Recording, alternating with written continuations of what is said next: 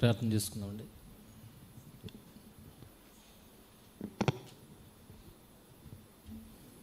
మమ్మల్ని మిక్కిలిగా ప్రేమించి మా కన్న తండ్రి, ఉదయకాల సమయంలో మిమ్మల్ని తండ్రిని పిలుచుకునే మహాభాగ్యాన్ని, ఈ సహవాసాన్ని మాకు అనుగ్రహించినందుకే మా హృదయపూర్వక ధన్యవాదాలు మీకు తెలియజేస్తున్నాం తండ్రి. గడిచిన దినములన్నింటినూ తండ్రి మీ కృపాక్షేమములు మమ్మల్ని వెన్నంటించి దేవా ఈ దినానికి మమ్మల్ని భద్రపరిచినందుకే వందనాలు తెలియజేస్తున్నాం దేవా. కేవలం మీ కృప, ఈ కటాక్షాల వల్లే తండ్రి మేము బ్రతుకుతున్నామన్న విషయాన్ని మేము గుర్తిరిగి దేవా ఇందు నిమిత్తము ఈ దినాన్ని మాకు ఇచ్చున్నారు దేవా. మీ ఉద్దేశం ఏంటో దానిని నెరవేర్చే వారముగా మేము ఉంటకు సహాయం దయచేయండి. మరి ఈరోజు కూడిక తండ్రి, మరి మీరు జరిగించిన కార్యాలను తలపోసుకుంటూ దేవా స్తుతులు చెల్లించడానికి మరి ఇక్కడ కూర్చొని ఉంటుండగా మరి కార్యక్రమం అంతా మీ మహిమార్థమే జరగలోగా సహాయం దయచేయమని, వాక్య పరిశుద్ధుల్లోనికి వెళ్తున్న నాకు సమయోచితమైన జ్ఞానాన్ని ఇచ్చి నడిపించమని దేవా. ఒట్టివారం మట్టివారము తండ్రి దేవా, మీరు అనుగ్రహిస్తేనే మాట్లాడగలుగుతాం. కృపతో మిమ్మల్ని ప్రాధేయపడుతున్నాం తండ్రి, మీ మాటలను మాకు అనుగ్రహించమని ప్రార్థిస్తూ ప్రాధేయపడుతూ మహిమ ఘనత ప్రభావాలు మీకు ఆరోపిస్తూ ప్రభు అయిన యేసుక్రీస్తు వారి అతి శ్రేష్టమైన నామంలో ఈ ప్రార్థన మనవులు అడిగి వేడుకుంటున్నాం మా తండ్రి, ఆమేన్. మొదటిగా దేవుడిచ్చిన గొప్ప తరుణాన్ని బట్టి దేవునికి మన ప్రభు రక్షకుడైన యేసుక్రీస్తు వారి అతి శ్రేష్టమైన నామంలో కృతజ్ఞతాస్తుతులు తెలియజేస్తున్నాను. అలాగే కూడొచ్చిన మీ అందరికీ కూడా ప్రభు పేరిట నా వందనాలు తెలియజేస్తున్నాను. ప్రియమైన దేవుని పిల్లలారా, మరి ఈరోజు ఎందుకు ఇక్కడ కూడుకున్నామో మనందరికీ తెలుసు. Thanks giving day. సెమినార్ను దేవుడు అద్భుతమైన రీతిలో మరి జరిగించినందుకు గాను దేవునికి కృతజ్ఞతాస్తుతులు చెల్లించడానికి మరి మనందరము ఇక్కడ కూడుకొని ఉన్నాము. అయితే ఎప్పటి నుండి కృతజ్ఞతాస్తుతులు చెల్లించాలి అన్న విషయాన్ని ఆలోచించినప్పుడు, ఎప్పటి నుండి అయితే సెమినార్ కొరకు ఆలోచించామో, ఎప్పటి నుండి అయితే సెమినార్ పనులు ప్రారంభించామో, అప్పటి నుండి ఎప్పటి వరకు దాని ఫలాలను పొందుకుంటున్న ఎప్పటి వరకు వాటన్నింటినీ తలపోసుకుంటూ మనం దేవునికి కృతజ్ఞతాస్తుతులు తెలియజేయాలి. కనుక ఈరోజు ఒక సందర్భాన్ని మనం చూడగలిగితే, కీర్తనల గ్రంథం 68వ అధ్యాయము, ఇది నేను ఎక్స్ప్లెయిన్ చేయట్లేదండి, కానీ ఈ కీర్తన 68వ అధ్యాయము మనకు అర్థం కావాలి అని అంటే, కీర్తన 68వ కీర్తన దావీదు గారు రచించినది. ఇది స్తుతి కీర్తన, దావీదు గారు రచించిన స్తుతి కీర్తన.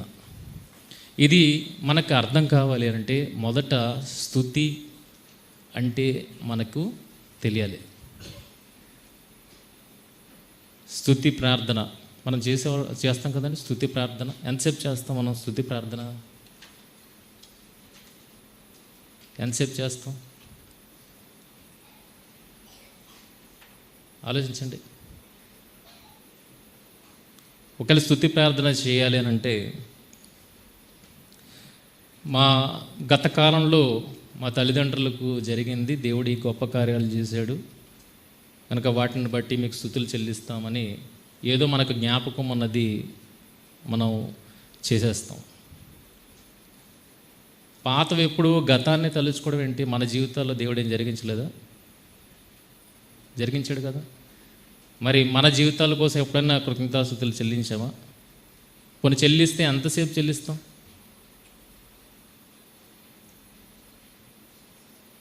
ఎంతసేపు చెల్లిస్తాం చెప్పండి? ఎంతసేపు చేస్తారు కృతజ్ఞతాస్తుతులు చెల్లించడం? స్తుతి ప్రార్థన ఎంతసేపు చేస్తారు? 5 నిమిషాలు, 10 నిమిషాలు. అంటే 10 నిమిషాలకి మించి మనకి మ్యాటర్ ఏం దొరకట్లేదు కదండి. ఒకవేళ 10 నిమిషాలు మనం తలంచుకున్నా ఏం తలంచుకుంటాం? ఇజ్రాయేల్కి చేసేవు దేవా, భక్తులకు చేసేవు దేవా అని వాళ్ళనే తలుచుకుంటాం. కానీ మనల్ని కానీ మన జీవితంలో జరిగించిన మేలులు కానీ మనం తలంచుకోం ప్రియమైన వాళ్ళ. అవునా కదా?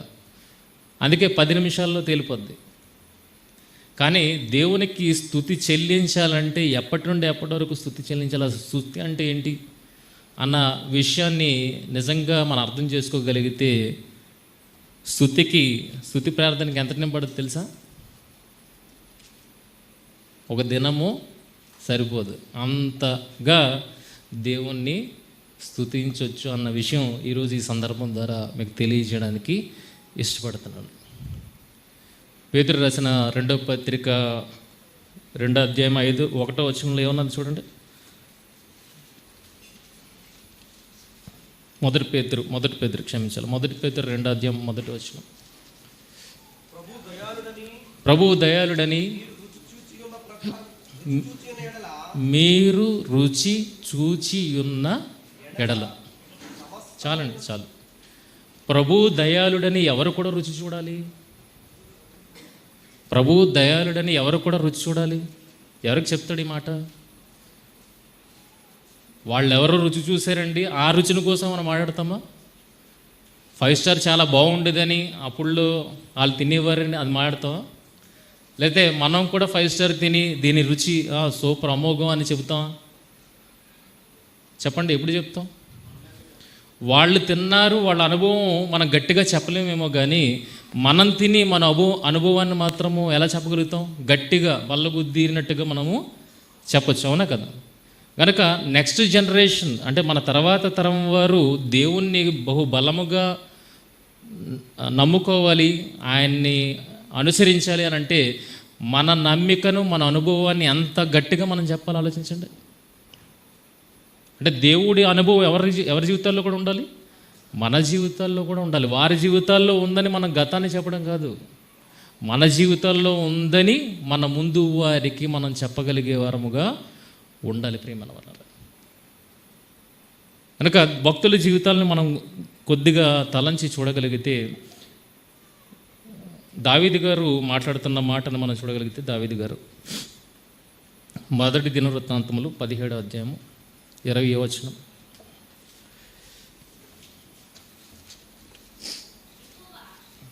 యెహోవా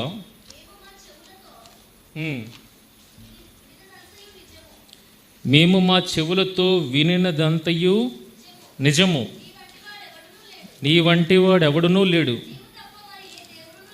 నీవు తప్ప మరి ఏ దేవుడునూ లేడు. నీ జనులైన ఇజ్రాయేలు వంటి జనము భూలోకమందు ఏది? ఐగుప్తులో నుండి నీవు విమోచించిన నీ జనుల ఎదుట నిలువనీయక నీవు అనేక జనములను తోలివేసినందువలన నీవు మహాభయంకరమైన పేరు తెచ్చుకుంటువి. వారిని సొంత జగులునట్లు వారిని విమోచించుటకై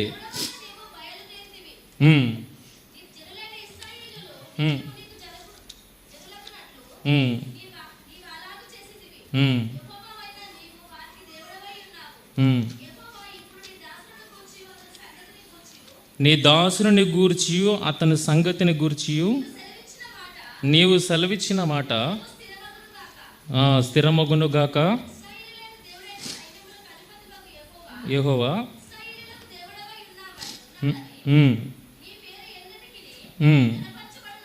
కనపరచబడినట్లు నీవు సెలవిచ్చిన మాట నిశ్చయముగా స్థిరపరచబడునుగాక. ఎక్కడమ్మా ఏ వచనం అది? 24. తర్వాత చదవండి. దావీదు సంగతి స్థిరపరచబడునుగాక. దేవా నీకు సంతతి కలుగజేసేదనా నీవు తెలియజేయుచున్నావు గనుక నీ సన్నిధిని విన్నపము చేయుటకు మనోధైర్యము కలిగెను. ప్రియమైన దేవుని పిల్లారా, ఈ సందర్భాన్ని మనం చదువుతున్నప్పుడు ప్రవక్త వచ్చి దావీదు గారికి విషయం అంతా వివరిస్తాడు. ఆ వివరించినప్పుడు దావీదు గారు లోపలికి వెళ్ళి దేవుని ఎదుట ఎక్కడి నుండి ఎక్కడి వరకు ప్రస్తావిస్తున్నారో ఒకసారి ఆలోచించారా? ఎక్కడి నుండి ఎక్కడి వరకు ప్రస్తావించారు? ఇజ్రాయేలీలను ఐగుప్తు నుండి తోడుకొని వచ్చిన దగ్గర నుండి ఎక్కడి వరకు మాట్లాడాడు ఆయన? ఎక్కడి వరకు మాట్లాడాడు? తన సంతతిని సదాకాలము తన సింహాసనం మీద ఉంచుతాడు, స్థిరముగా ఉంచుతాడు అన్న ఫ్యూచర్ వరకు ఆయన మాట్లాడుతున్నాడు అన్న విషయం మనకి అర్థమవుతుంది. అవునా? ఇవన్నీ ఏంటి? ఆయన పట్ల దేవుడు జరిగిస్తున్న కార్యాలను చెబుతూ, అసలు నేననేవాడిని ఉనికిలోనికి రావడానికి నువ్వెవరు నించోబెట్టావు? నేననేవాడిని ఉనికిలోనికి రావడానికి నువ్వెవరు నించోబెట్టావు? నా ముందు ఇజ్రాయేల్ తరతరాలను నించోబెట్టావు, వాళ్ళ ఐగుప్తులో నుండి విడుదల చేసావు అని అక్కడి నుండి మాట్లాడుతూ వారి మీద రాజుగా నన్ను నియమించడమే కాకుండా నా భవిష్యత్తును కూడా నీవు చెబుతున్నావు. నా భవిష్యత్తులో నా సింహాసనం మీద నా సంతానానికి స్థిరమైన రాజదండాన్ని నువ్వు నియమిస్తున్నావు అన్న విషయాన్ని గుర్తెరిగి ఇప్పుడు ఎక్కడి వరకు స్తోత్రం చెప్తున్నాడు చూడండి. ఎక్కడి వరకు? గతంది చెప్తున్నాడు, వర్తమానంది చెప్తున్నాడు, భవిష్యత్తుది చెబుతున్నాడు. ఆలోచించండి. ఇది దావీదు గారి జీవితంలో సంభవించినది. ఇది ఎలా చెప్పగలుగుతున్నాడు, గతంలో ఎలా చెప్పగలుగుతున్నాడు అన్న విషయాన్ని చూడగలిగితే, గతంలో విషయం ఎలా విన్నాడు? ఫస్ట్ చదువుకున్నాం కదా, అది 17:20 మేము మా చెవులతో వినినదంతయు నిజము. మేము మా చెవులతో వినినదంతయు నిజము. తర్వాత ఏమంటున్నాడు? నీ వంటి వాడెవడునూ లేడు, నీవు తప్ప మరి ఏ దేవుడునూ లేడని ఇప్పుడు మనోధైర్యము కలిగిన వాడుగా దృఢపరుచుకుంటున్నాడు. అర్థమైందా? ఇది తాను రుచి చూచి తాను దృఢపరుచుకుంటున్నాడు. కానీ దానికన్నా ముందు ఎక్కడ విన్నాడు? చెవుల ద్వారా విన్నాడు. మరి ఆ చెవుల ద్వారా ఎవరి దగ్గర విన్నాడు? ఎవరి దగ్గర వినుంటాడు? ఎవరి దగ్గర వినుంటాడు అని అంటే 86వ కీర్తన 16వ వచనం. 86వ కీర్తన 16వ వచనం. నా తట్టు తిరిగి నన్ను కరుణింపుము, నీ సేవకునికి బలము అనుగ్రహింపుము, నీ సేవకురాలి కుమారుని రక్షింపుము. ఎవరిని గురించి మాట్లాడుతున్నాడు? ఎవరి దగ్గర విన్నాడు ఈ మాటలు? ఎవరి దగ్గర విన్నాడండి? తన తల్లి దగ్గర నుండి విన్నాడు అన్న విషయం అర్థమవుతుంది. అంటే ఆయన తల్లి నెక్స్ట్ జనరేషన్కి ఏం చేసింది? పాస్ ఆన్ చేసింది. చెవులు చెప్పిందా? ఇప్పుడు ఆవిడ దగ్గర నుండి మాత్రమే నేర్చుకున్నాడా అంటే అది కూడా కాదు ప్రియమైన వారు. ఇంకా చూడగలిగితే మంచి అద్భుతమైన మాట మనకు కనబడుతుంది. 1 సమూయేలు గ్రంథము, సమూయేలు 1 గ్రంథము 19వ అధ్యాయం 18వ వచనం.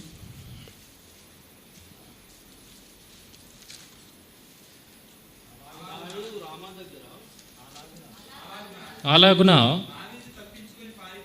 దావీదు తప్పించుకొని పారిపోయి రామాలోనున్న సమూయేలు వద్దకు వచ్చి సౌలు తనకు చేసినది అంతటినీ అతనికి తెలియజేయగా అతడును సమూయేలును బయలుదేరి నాయోతుకు వచ్చి అక్కడ కాపురం ఉండిరి. ఎవరెవరు కాపురం ఉన్నారండి? సమూయేలు అప్పటికి వయసు అంత సమూయేలుది ఎవరండి? వృద్ధుడు. అలాంటి వృద్ధుడితో ఎవరు? దావీదు వయసు అంత అప్పటికి యవనస్తుడు. అంటే కనెక్షన్ ఎప్పుడు తల్లిదండ్రులకి పిల్లలకి కాదండి. కనెక్షన్ ఎవరితో పాటు ఉండాలి? పెద్దలతో పాటు ఉండాలి. కనెక్షన్ ఎవరితో పాటు ఉండాలి? పెద్దలతో పాటు ఉండాలి. ఇప్పుడు దావీదు గారు ఎవరితో కాపురం ఉన్నారట? సమూయేలుతో. అలాగే మనకు ఇంకొక దగ్గర మనకు కనబడుతుంది, ఎలిజబెత్ మరియలు కనబడతారు. ఎలిజబెత్ ఎంత ఏజ్ అండి? వృద్ధురాళ్ళు. ఈవిడ యవనస్తురాలు. వీళ్ళిద్దరూ సహవాసం కలిగి ఉన్నారు. ఇక్కడ దావీదు సమూయేలు సహవాసం కలిగి ఉన్నట్టుగా మనకి కనబడుతుంది. అంటే ఇప్పుడు చెవిన పడిన విషయాలు ఎవరి ద్వారా చెవిన పడ్డాయి? దావీదు గారు ఇందాక మాట్లాడారు కదా, ఈ చెవిన పడిన విషయాలు ఎవరి ద్వారా చెవిన పడ్డాయి?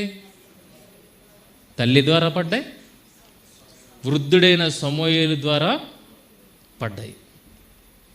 గనక ఏదో మన తల్లిదండ్రుల నుండి మనం నేర్చుకోవడం కాదు, మనం ఎవరి దగ్గర దొరికితే వారి దగ్గర నుండి మనం నేర్చుకునే స్థితి కలిగి ఉండాలి అన్న విషయం మనకి అర్థమవుతుంది. మన తల్లి మనకు కొన్ని సంగతులను చెప్పగలుగుతుంది, కానీ అనుభవజ్ఞులు చాలా సంగతులు మనకి చెప్పగలుగుతారు. ఎందుకంటే సమూయేలు నాయకుడిగా ఉన్నాడు. తల్లి ఒక కుటుంబంలో కుటుంబ పరిపాలన చేసేదిగానే ఉందేమో, కానీ సమూయేలు గారు ఎలా ఉన్నారు? ఒక నాయకుడు, ఇజ్రాయెల్ నడిపించే నాయకుడిగా ఉన్నాడు. కనుక అనేక విషయాలను పంచుకునే స్థితి సమూయేలు దగ్గర ఉంది. కనుక ఎవరెవరికి చెవినిచ్చాడు దావీదు అని అంటే తల్లిదండ్రులకు చెవినిచ్చాడు, అలాగే సమూయేలు అన్న వృద్ధుడికి కూడా చెవినిచ్చాడు. ఇప్పుడు చెవినిచ్చి ఏ విషయాలు తెలుసుకున్నాడు? ఏ విషయాలు తెలుసుకున్నాడండి? దేవుణ్ణి గూర్చిన విషయాలన్నీ తెలుసుకున్నాడు. అందుకే సమూయేలు గ్రంథంలో మీరు చూడగలిగితే 2వ అధ్యాయము, మొదటి సమూయేలు గ్రంథం 2వ అధ్యాయము 8వ వచనం చదవండి.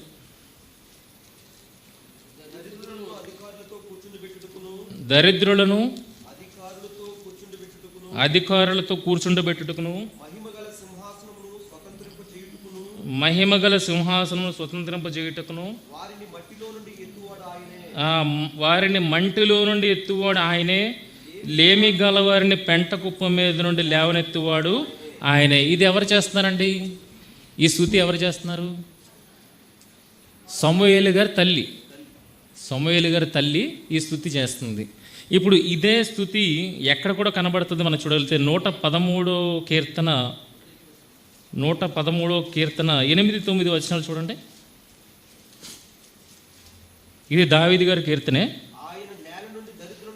ఆయన నేల నుండి దరిద్రులను లేవనెత్తువాడు, పెంట కుప్ప మీద నుండి బేదలను పైకెత్తువాడు, ఆయన సొంతు లేని దానిని ఇల్లాలుగాను కుమారుల సంతోషము గల తల్లిగాను చేయను. చూడండి, 2 మాటలు సరిపోతున్నాయా లేదా? ఇక్కడ చూడండి 5వ వచనం, మొదటి సమూయేలు 2:5. తృప్తిగా బుధించిన వారు అన్నము కావాలని కూలికి పోదురు, ఆకలి గురిన వారు ఆకలి తీర తిందురు, గొడ్రాలు 7 పిల్లలను కనును, అనేకమైన పిల్లలను కనున్నది కృషించిపోనని ఏదైతే సమూయేలు గారి తల్లి దేవుణ్ణి స్తుతిస్తున్నారో అదే స్తుతి ఇక్కడ మనకి కనబడుతుంది 113లో. ఇది దావీదు గారి స్తుతి కీర్తన. ఇప్పుడు ఎక్కడ విన్నాడు ఇవన్నీ? సమూయేలు గారి దగ్గర నుండి విన్నాడు. మళ్ళీ ఎంతమందికి తెలుసు అండి మన తల్లిదండ్రుల ఊరు? మళ్ళీ ఎంతమందికి తెలుసు మన తల్లిదండ్రుల ఊరు? చెప్పగలుగుతారా? మన తాత అమ్మమ్మ ఎక్కడ వారు? ఎవరు చెప్పగలుగుతారా? మనం వారి విషయాలనే చెప్పలేం. నాకు కూడా తెలీదు. మనం వారి విషయాలనే చెప్పలేము అని అంటే వాళ్ళతో మన కనెక్షన్ తెగిపోయింది. మరి వాళ్ళ విషయాలే మనకు తెలియదు అంటే దేవుని విషయాలు వాళ్ళని గురించి దేవుడు వారి జీవితాలు ఏం చేస్తాడో మనకు తెలుస్తాయా? తెలియకుండా మన స్తుతులు ఎలా చెల్లిస్తాం? అర్థమవుతుందా? కానీ దావీదు ఎంత ముందుకు వెళ్ళాడు? దావీదు గారు ఎంత ముందుకు వెళ్ళారు? ఎంతకు ముందు వెళ్ళారు ఆలోచించండి. అంటే మనం కనెక్షన్ మిస్ అయ్యాము.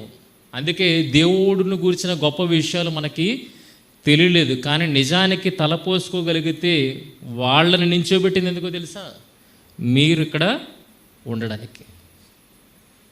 వారిని దేవుడు నించోబెట్టాడు. ఒకవేళ వారితో మాట్లాడితే దేవుడు వారి పట్ల జరిగించిన సంగతులు కూడా వాళ్ళు చెప్పేవాళ్ళేమో.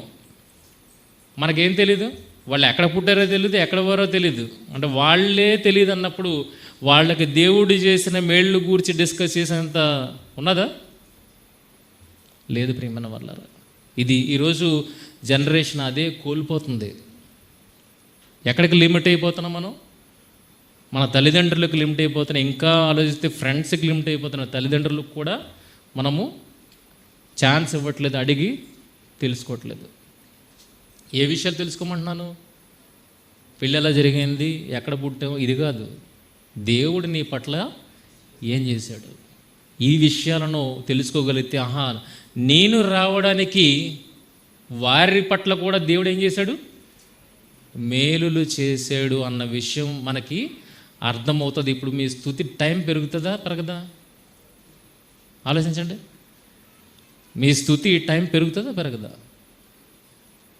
5 నిమిషాలు చేసేవారు ఏదో నా పట్ల జరిగించాడని, ఇప్పుడు నేను నించోడానికి నా ముందు తరాన్ని కూడా కాపాడాడు, వారి పట్ల కూడా దేవుడు మేలు చేశాడు అన్నప్పుడు ఈ స్తుతికి ఏమి యాడ్ అవుతుంది? గతం యాడ్ అవుతుంది. అర్థమవుతుందా? ఇప్పుడు వాక్యం ద్వారా మనం అనేకమైన విషయాలు, భవిష్యత్తును గురించిన విషయాలు తెలుసుకున్నప్పుడు, దేవా నాలాంటి పాపి కొరకు నువ్వు ఏది కూడా ఉంచావని చెప్తున్నాడు, నిత్య జీవాన్ని అనుగ్రహిస్తానని చెబుతున్నాడు. అంటే ఫ్యూచర్ కూడా ఏమేమి ఆలోచిస్తున్నాడు? నా మంచి కోసమే ఆలోచిస్తున్నాడు అన్నప్పుడు ఇప్పుడు ఫ్యూచర్ని కూడా మనము తలంచుకొని కృతజ్ఞతాస్తుతులు చెల్లించవచ్చా లేదా? అంటే ఇప్పుడు మన కృతజ్ఞతాస్తుతుల్లో ఏమేమి ఉంటాయి? గతం ఉంటుంది, ప్రెజెంట్ ఉంటుంది, పాస్ట్ ఉంటుంది. ఇప్పుడు మీ స్తుతికి ఎంత టైం పడుతుంది చెప్పండి. చూడండి, నెహమ్యా గ్రంథము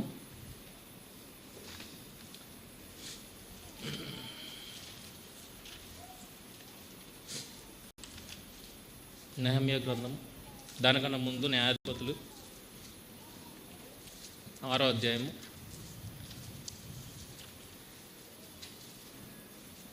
న్యాయాధిపతులు 6వ అధ్యాయము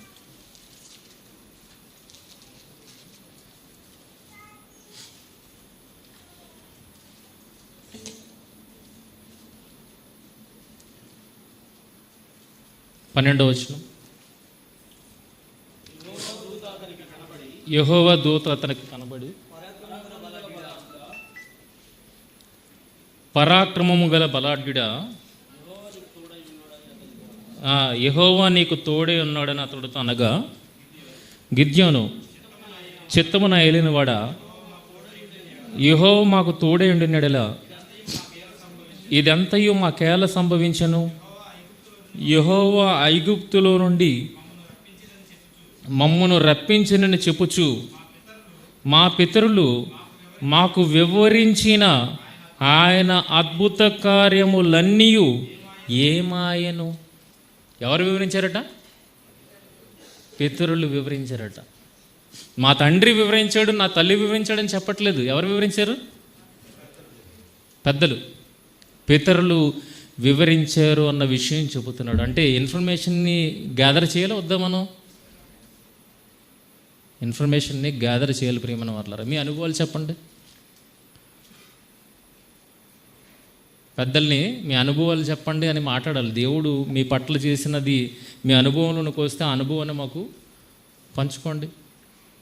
ఇప్పుడు నా పిల్లలకు వచ్చారనుకోండి, నిజంగా ఈ వాక్యం నాకు అర్థమైంది కనుక నేను కూడా చెప్తాను. ఎప్పుడో పోవాల్సింది, ఎప్పుడో లారీ కింద పడి పోవాల్సింది, దేవుడు ఆశ్చర్యకరమైన రీతిలో నన్ను కాపాడాడు. ఎప్పుడో కొండ మీద నుండి జారి పడిపోవాల్సింది లోయలోకి, దేవుడు ఆశ్చర్యకరమైన రీతిలో అప్పుడు కూడా నన్ను కాపాడాడు. వాటర్ ఫాల్స్కి వెళ్ళినాం 2-3 years బ్యాక్. వాటర్ ఫాల్స్లో కూడా కాలు జరిగిపోయింది. అప్పుడు కూడా అందులో పడిపోకుండా నన్ను కాపాడాడు దేవుడు. చూడండి ఎన్ని విధాలుగా దేవుడు కాపాడుతున్నాడు. దేని కొరకు కాపాడుతున్నాడు? ఆయన పని కొరకు, ముందున్న ఆయన భవిష్యత్ ప్రణాళిక కొరకు దేవుడు మనల్ని నించోబెడుతున్నాడు అన్న విషయం మనకి అర్థం కావాలి. ఇది మన అనుభవంలోనికి వస్తే మన పిల్లలకి ఏం చెప్తాం? ఇంకో ఇన్ని మేలులు దేవుడు నా పట్ల చేశాడు. 2022 అనారోగ్య పరిస్థితుల మధ్య నేనున్నాను. అప్పుడే నేను పోవాల్సింది. కానీ ఈరోజు ఎంత? 2024, 2 సంవత్సరాలు. ఇప్పటికీ దేవుడు నన్ను కాపాడుతూనే ఉన్నాడు. ఇదంతా దేవుడు చేసిన మేలు కాదా మన పట్ల? ఇంకా ఎన్నున్నాయో ఆలోచించండి.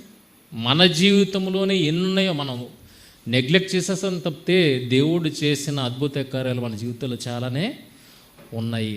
అందుకే తలపోసుకోవాలి, అన్నింటినీ తలపోసుకోవాలి. మన అనుభవంలో ఉంటాయి, మన గత జీవితంలో మన పితరుల అనుభవాల్లో కొన్ని ఉంటాయి. వాక్యం చదివితే దేవుడు మన కొరకు భవిష్యత్తులో ఏ ప్రణాళిక రచించాడో ఆ విషయాలు కూడా ఉంటాయి. కనుక ఇప్పుడు 3 స్థితుల్లో మనం దేవునికి కృతజ్ఞతాస్థుతులు చెప్పొచ్చు అన్న విషయం మనకు అర్థమవుతుంది. ఇప్పుడు నెహెమ్యా గ్రంథాన్ని చూడగలిగితే, నెహెమ్యా గ్రంథము 9వ అధ్యాయము 5వ వచనం.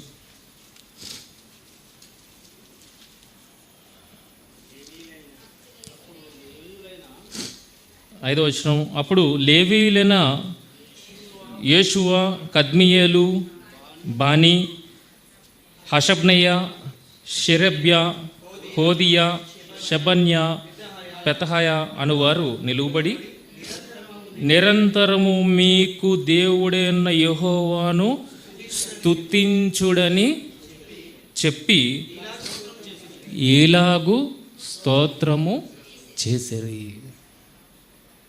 నిజంగా మీకు స్తుతిని గురించి, స్తుతి ప్రార్థన అన్నప్పుడు స్తుతి అన్న విషయానికి మీనింగ్ తెలియాలి అని అంటే స్తుతికి స్తోత్రానికి ఉన్న మీనింగ్ తెలియాలి. తెలుసా? ఎంతమందికి తెలుసు స్తుతి స్తోత్రం?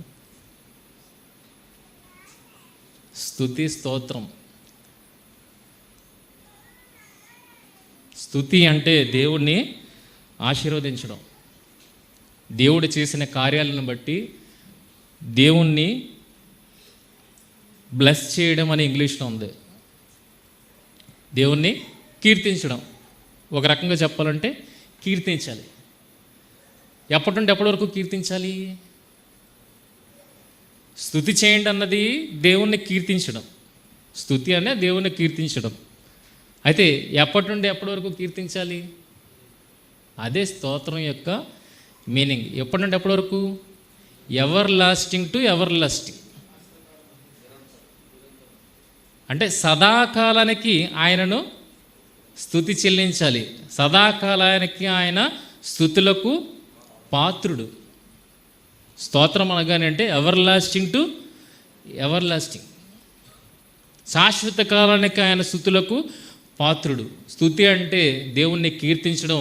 దేవుణ్ణి ఎలా కీర్తించాలంటే everlasting to everlasting అంటే ఎప్పటి నుండి ఎప్పటి వరకు?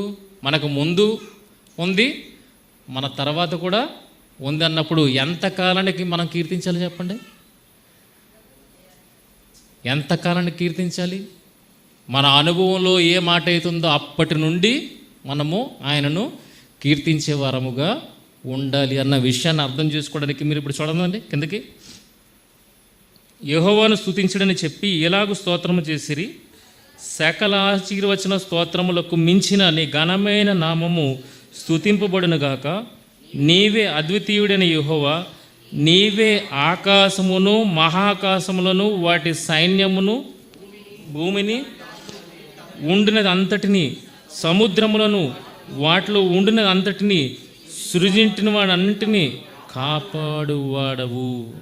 ఎక్కడ స్టార్ట్ చేశాడండి ఇప్పుడు ఈయన స్తుతి? ఎక్కడ స్టార్ట్ చేశాడు? ఇందాక దావీదు గారు ఎక్కడ స్టార్ట్ చేశారు? మా పితరులు ఐగుప్తులో ఉన్నారు, అక్కడ నుండి స్టార్ట్ చేశాడు. తర్వాత గిద్యోను ఎక్కడి నుండి స్టార్ట్ చేశాడు? గిద్యోను కూడా అక్కడ నుండే స్టార్ట్ చేశాడు. ఇప్పుడు నెహెమ్యా గారు ఎక్కడి నుండి స్టార్ట్ చేస్తున్నారు? సృష్టి కార్యక్రమం నుండి స్టార్ట్ చేస్తున్నారు. ఉందా? సృష్టి కార్యక్రమం అప్పుడే మన ప్రణాళిక ఉందా లేదా అండి? జగత్తు పునాది వేయబడక మునిపే దేవుడు తన కొరకు మనలను నిర్ణయించుకున్నాడు అన్న మాటను మనం చదువుతాం కదా. ఈ విషయం అర్థమైంది నెహెమ్యా గారికి. ఇప్పుడు ఎక్కడి నుండి స్టార్ట్ చేశాడు? అసలు సృష్టి జరిగిందే మా కోసం.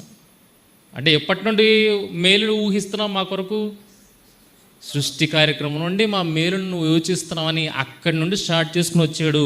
ఇక అక్కడి నుండి స్టార్ట్ చేసుకుని వచ్చిన తర్వాత చూడగలిగితే ఇజ్రాయేలీలు ఐగుప్తులో ఉన్నప్పుడు వారిని నడిపించినప్పుడు 11వ వచనం చూడగలిగితే చూడండి. 11వ వచనం.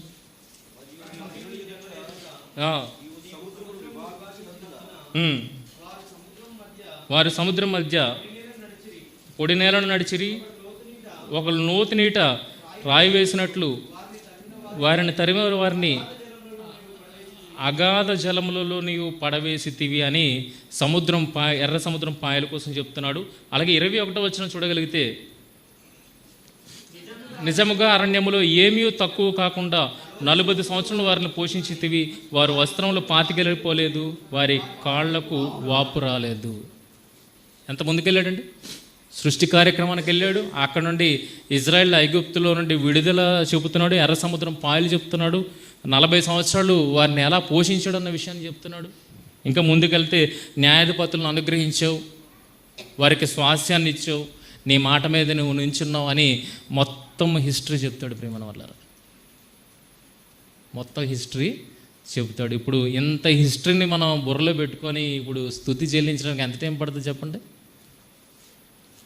ఎంత టైం పడుతుంది? ఇందాక ఫస్ట్ ఏం చెప్పారు? స్తుతి ప్రార్థన 5-10 నిమిషాలు. కానీ మీ గతాన్ని మీరు తలంచుకోగలిగితే, గతంలో కూడా నన్ను దృష్టిలో పెట్టుకొని నువ్వేం చేసావు? కార్యాలను జరిగించావు.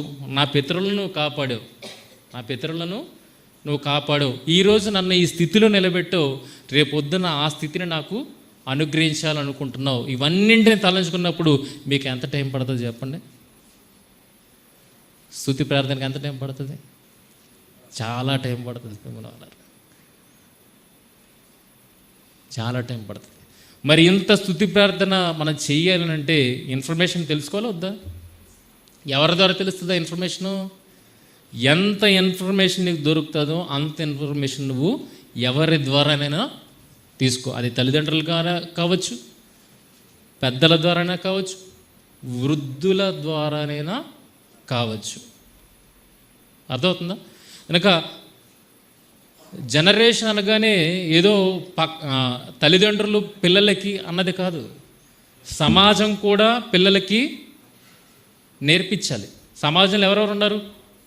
మన తరం వారు ఉన్నారు, మన ఏజ్ గ్రూప్ వారు ఉన్నారు, మనకన్నా పెద్దలు ఉన్నారు, మనకన్నా వృద్ధులు ఉన్నారు, లేదా మనకన్నా చిన్నవారు కూడా ఉన్నారన్నప్పుడు ఎవరి ద్వారా ఇన్ఫర్మేషన్ దొరుకుతుందో వారి ద్వారా నువ్వు తీసుకోవాలి. ఎవరిని గురించి? వాళ్ళ పర్సనల్ డీటెయిల్స్ అడగమని చెప్పట్లేదు. ఎవరిని గురించి అడగాలి? దేవుడు నీ పట్ల ఏం చేశాడు. ఇప్పుడు చూడండి, ద్వితీయోపదేశ కాండము చూడండి, మోషే గారు ఏం మాట్లాడుతున్నారు. ద్వితీయోపదేశ కాండము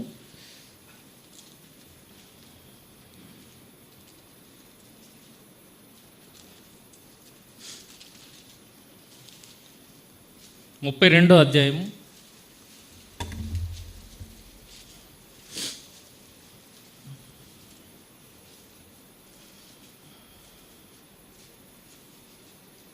6వ వచనం నుండి, బుద్ధి లేని అవివేక జనమా, ఇట్లు యెహోవాకు ప్రతీకారము చేయుదురా?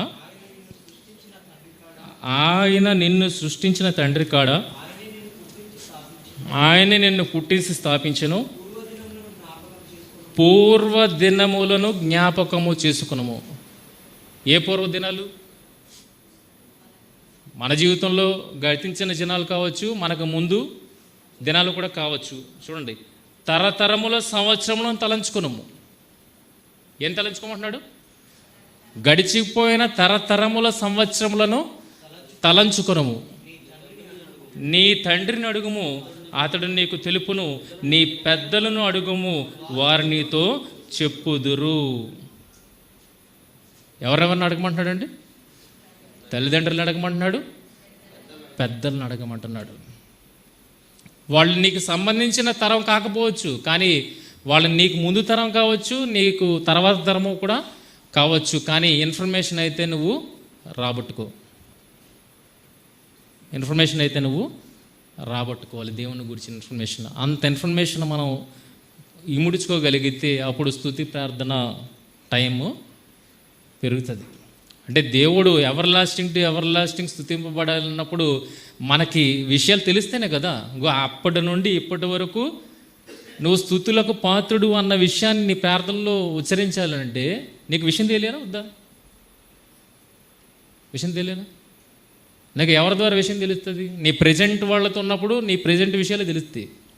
కానీ నీకు నీ తల్లిదండ్రులు ఉన్నప్పుడు నీకు ముందుకు తెలుస్తాయి.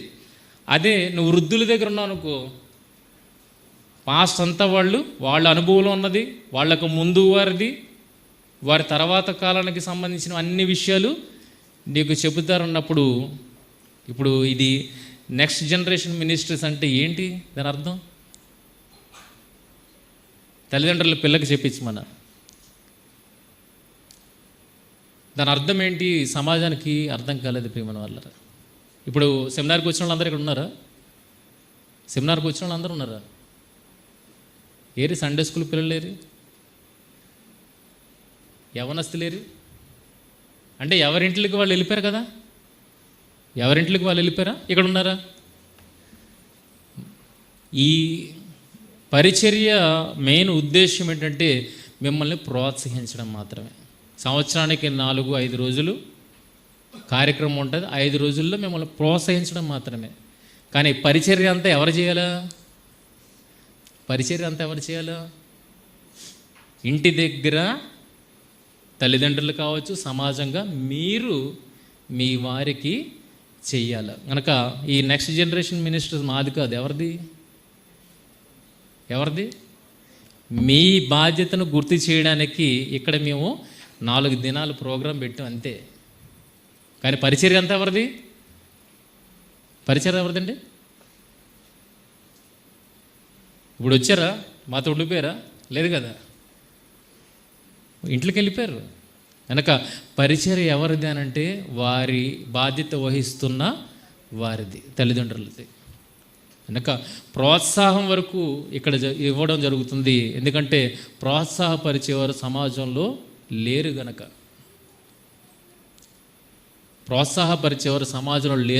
ప్రోత్సాహపరిచే వేదిక ఇక్కడ మనం సంవత్సరానికి ఒకసారి ఏర్పాటు చేయడం జరుగుతుంది. పరిచర్య అంతా, మిగిలిన పరిచర్య అంతా ఎవరిది? మీదే. మీకు పరిచర్య ఉన్నదన్న విషయాన్ని గుర్తు చేయడానికి మాత్రం మేము. కనుక నెక్స్ట్ జనరేషన్ మినిస్ట్రీ అంతా మీదే అది. కనుక ఆలోచించగలిగితే ఇప్పుడు ఎవరికి సర్వ్ చేయాలండి? ఎవరికి సర్వ్ చేయాలి? మోషే గారు ఉన్నారు, 80 ఏళ్ళప్పుడు ఆయన ఇజ్రాయెల్ని నడిపించాడు. 80 ఏళ్ళప్పుడు ఇజ్రాయెల్ నడిపించిన తర్వాత వాళ్ళు అవిధేయులైపోయారు. ఎవరు? 20 సంవత్సరాల పైబడి ఎవరైతే ఐగుప్తు దేశంలో వచ్చారో వాళ్ళు అవిధేయులైపోయారు. వాళ్ళందరూ 40 ఏళ్లలో అరణ్యంలో చచ్చిపోయారు. అవునా? ఇప్పుడు ద్వితీయోపదేశ కాండం అని చెప్పి మరలా ఎవరికి బోధిస్తున్నాడు మోషే? ఎవరికి బోధిస్తున్నాడు? తన పిల్లలకు బోధిస్తున్నాడా? ఎవరికి బోధిస్తున్నాడు? 2వ తరానికి 3వ తరానికి కూడా బోధిస్తున్నాడు.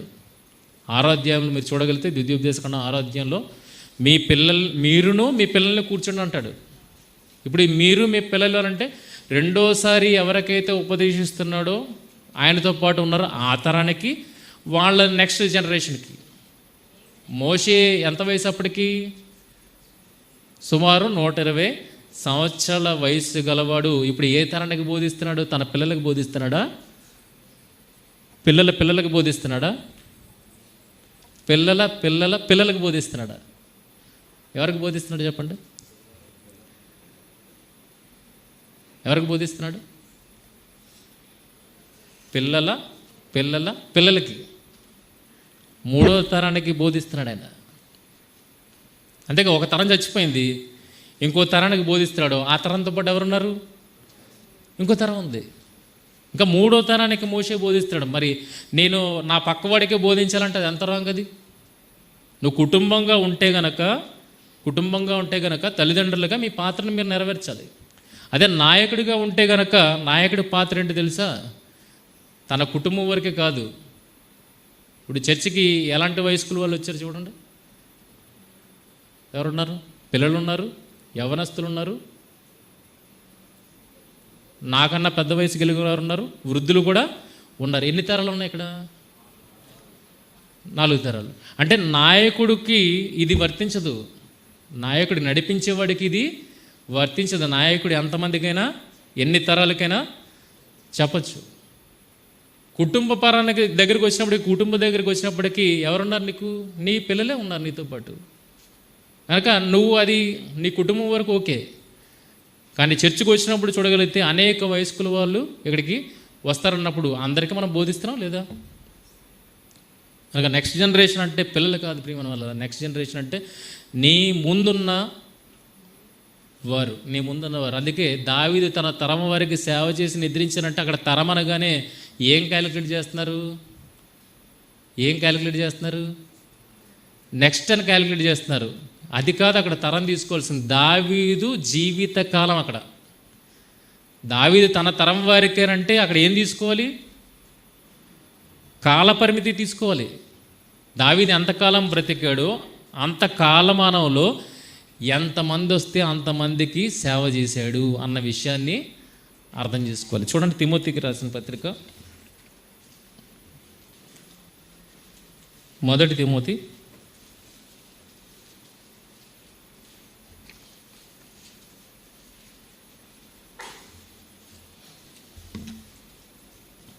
4వ అధ్యాయమా, వృద్ధులు, అది ఎక్కడుంది చూడండి, 5వ అధ్యాయము 1వ వచనం.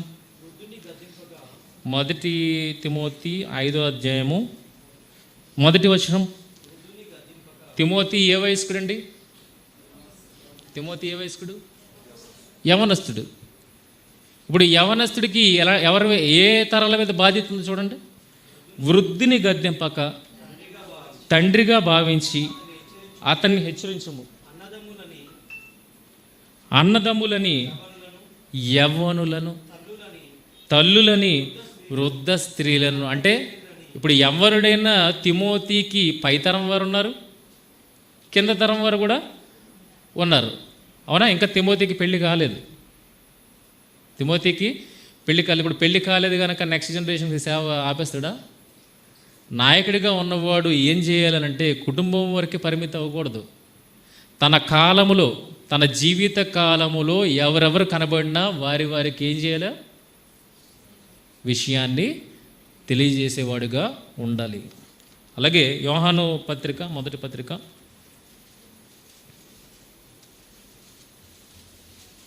యోహాను 1వ పత్రిక, తండ్రులారా, అది చూడండి ఒకసారి, 2వ అధ్యాయమా, 2వ అధ్యాయం 13వ వచనము, 12 చూడండి. చిన్న పిల్లలారా. ఇప్పుడు యోహాను ఈ పత్రిక రాసినప్పటికీ ఆయన వయసు ఎంత? ఆయన వృద్ధుడు. వృద్ధుడు ఎవరి కోసం మాట్లాడుతున్నాడు? చిన్నపిల్లలారా, ఆయన నామమును బట్టి మీ పాపములు క్షమింపబడినవి కనుక మీకు రాయిచున్నాను. తండ్రులారా అని అంటాడంటే ఈయన ఏజ్ అయితే ఇంకా ఈయన కన్నా పెద్ద వయస్కుల వారు ఉన్నారు. ఇప్పుడు ఈయన ఎవరికి చెప్తున్నాడు? పెద్దలు కూడా చెప్తున్నాడు. మీరు ఆది నుండి ఉన్నవారిని ఎరిగి ఉన్నారు కనుక మీకు రాయిచున్నాను. యవ్వనస్తులారా, మీరు దుష్టిని జయించున్నారు కనుక మీకు రాయిచున్నాను. ఇప్పుడు తన సమాన వయస్కులకి చెప్తున్నాడు, తన కిందున్న వారికి చెప్తున్నాడు, ఇంకా కిందున్న వారికి చెప్తున్నాడు, తన పైన ఉన్న వారికి చెప్తున్నాడు. అంటే ఎన్ని తరాలకు బోధిస్తున్నాడు? ఆలోచించండి. అంటే దేవుణ్ణి గురించి ఎంతమందికి వివరించినా, ఎలాంటి వారికి వివరించినా అది తక్కువే అవుతుంది అన్న విషయాన్ని అర్థం చేసుకోవాలి ప్రేమ వల్ల. కనుక స్పెసిఫిక్గా ఈ తరం కోసమే మనం పుట్టేమనడం లేదు. నీ జీవిత కాలంలో ఎవరు నీకు తారసపడినా వాళ్ళందరికీ నువ్వు బోధించేవాడుగా ఉండాలి. మీటింగ్ పెడతామండి. మీటింగ్కి ఎవరెవరు వస్తారు? ఈ వయస్కుల వారు రండి అని చెప్తామా? పబ్లిక్ మీటింగ్ పెట్టాం. పబ్లిక్ మీటింగ్ పెట్టిన తర్వాత ఈ వయస్కుల వారే రండి అని చెప్తామా? నా టైంలో, నా తరములో, నా ముందుకి ఎంతమంది వచ్చినా, అది ఏ ఏజ్ గ్రూప్ అయినా కానివ్వండి, నీ తరానికి సంబంధించవచ్చు, నీ తరానికి సంబంధించిన వారు కూడా కావచ్చు, వాళ్ళందరికీ నువ్వేం చేయాలి? బోధించేవాడుగా ఉండాలి ప్రియమైన వాళ్ళరా. బోధించేవాడుగా ఉండాలి. అందుకే నీ తండ్రిని అడుగుమా అని అంటున్నాడు, అలాగే నీ పెద్దలను అడుగుమా అని అంటున్నాడు. దావీదు గారు ఎక్కడెక్కడ నేర్చుకున్నారు? తల్లి దగ్గర నేర్చుకున్నారు. సమూయేలు వృద్ధుడి దగ్గర కూడా నేర్చుకున్నాడు. కనుక దావీదు గారు, ఇందాక చదువుకున్న వాక్య భాగంలో దావీదు గారు ఆయన ప్రార్థన చేశాడు. ఏం ప్రార్థన చేశాడు ఆయన? ఇందాక వాక్య భాగం ఏంటంటే, నా వయస్సు ముదిమి వచ్చినప్పుడు నా తల నెరసి నేను వృద్ధుడిని అయినప్పుడు వరకు ఏం చేయాలని ఆశపడుతున్నాడు? అది రిఫరెన్స్ చదవండి.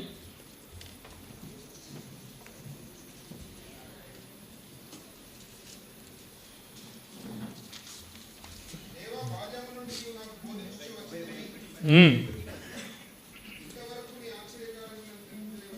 ఉమ్. ఆ. ఉమ్. ఉమ్. ఉమ్. ఉమ్. తరలు నెరసి వృద్ధుడినే ఎండు వరకును అనుగ్రహించము. నిజంగా ఇది ఆకాంక్ష, ఇది నెరవేర్ప దావీదు జీవితంలో. ఇది ఆకాంక్షించాడు, నెరవేరలేదా? దావీదు ఎప్పుడు చచ్చిపోతే చెప్పగలుగుతారా? దావీదు ఏ వయసుకి చనిపోయాడు? ఏ వయసుకి చనిపోయాడు తెలుసా? దావీదు ఏ వయసుకి చనిపోయాడండి? సౌలు ఏ వయసుకి చనిపోయాడు?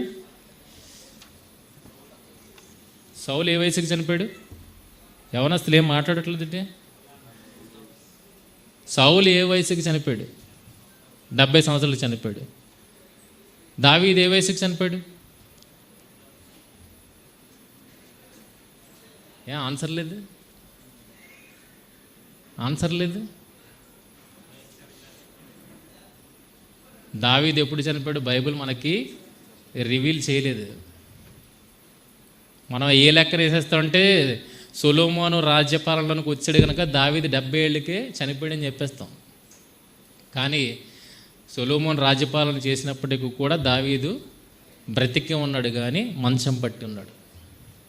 దావీదు ఎప్పుడు చనిపోయాడో బైబిల్ మనకి రివీల్ చేయలేదు. మంచి వృద్ధాప్యం మందు ఆయన చనిపోయాడు అని ఉంది. మంచి వృద్ధాప్యం, 70 ఏళ్ళు మంచి వృద్ధాప్యం. సౌలు 70 ఏళ్ళకి చనిపోయాడు. ఎందులో చనిపోయాడు? ఆయన వృద్ధుడైపోయి చనిపోలేదు, యుద్ధంలో చనిపోయాడు, పోరాడుతూ చనిపోయాడు. 70 ఏళ్ళకు కూడా సౌలుకి యుద్ధ నైపుణ్యం ఉంది, యుద్ధం పటిమ ఉంది, అంటే ఆయన నీరసించిపోలేదు. మరి 70 ఏళ్ళు ఆయనకన్నా చిన్నోడు, 70 ఏళ్ళు దావీదు ముసలోడు అయిపోతాడా? ఆలోచించండి. 70 ఏళ్ళ దావీదు పండు ముసలోడు అయిపోతాడా? కాదు కదా. కనుక ఆయన ఆకాంక్షించాడు, అది తన జీవితంలో నెరవేర్పును కూడా దావీదు గారు చూశారు అన్న విషయాన్ని ఈ సందర్భంగా మీకు చెప్పాలని ప్రయత్నం చేస్తున్నాను. ఆయన ఎప్పుడు చనిపోయాడో తెలియదు, కానీ చనిపోయినంత వరకు కూడా ఆయన ఏదైతే అనుకున్నాడో అది నెరవేర్చి చూపించాడు అన్న విషయాన్ని వాక్యముల ద్వారా మనం అందరము అర్థం చేసుకోవాలి. కనుక 68వ కీర్తన ఈ విషయాన్ని రివీల్ చేసింది. 68వ కీర్తన ఎలా అర్థం చేసుకోవాలన్న అప్పుడు స్తుతి ప్రార్థన ఎంతసేపు చేయగలుగుతామనంటే, ఎంతసేపు చేసినా అది దానికి లిమిట్ లేదు. సృష్టి ఆరంభం నుండి ఇప్పటి నుండి మళ్ళా ఫ్యూచర్ వరకు దేవుడు మన పట్ల ఎన్నో మేలులను ఆలోచించి పెట్టాడు, చేశాడు, చేస్తున్నాడు, చేస్తాడు కూడా. కనుక ఇవన్నింటిని తలపోసుకున్నప్పుడు ఎన్ని విషయాలు ఉంటాయి కనుక సమయం సరిపోదు ప్రియమైన వాళ్ళరా, సమయం సరిపోదు. కనుక మన ఫ్యూచర్ జనరేషన్ కూడా ఇన్నింటినీ గూర్చి దృష్టిలో పెట్టుకొని దేవుణ్ణి స్తుతించేదిగా ఉండాలి అని అంటే, ఏం చేయాలి? మన అనుభవాలని, అంటే మన జీవితంలోనే కాదు, మన గతించిన తరం యొక్క అనుభవాలని ఏమన్నాడు? తరతరముల, ఇందాక 30 ఏళ్ళు చూసాం ద్వితీయోపదేశకాండము, తరతరముల సంవత్సరములను జ్ఞాపకము చేసుకునుము. 32 పూర్వదినములను జ్ఞాపకం చేసుకునుము, తరతరముల సంవత్సరములను తలంచుకునుము. నీ తండ్రిని అడుగుము, అతను నీకు తెలుపును, నీ పెద్దలను అడుగుము, వారు నీతో చెప్పుదురు. కనుక అంత హిస్టరీని మనం ఎవరికి చెప్పాలి? మన ముందున్న సమాజానికి చెప్పాలి. తరం అనగానే మన ఈక్వల్ కాదు. తరం అనగానే నీ జీవితకాలం, నీ తరం అంటే నీ జీవితకాలం. నువ్వు ఎంతకాలం బ్రతికావు?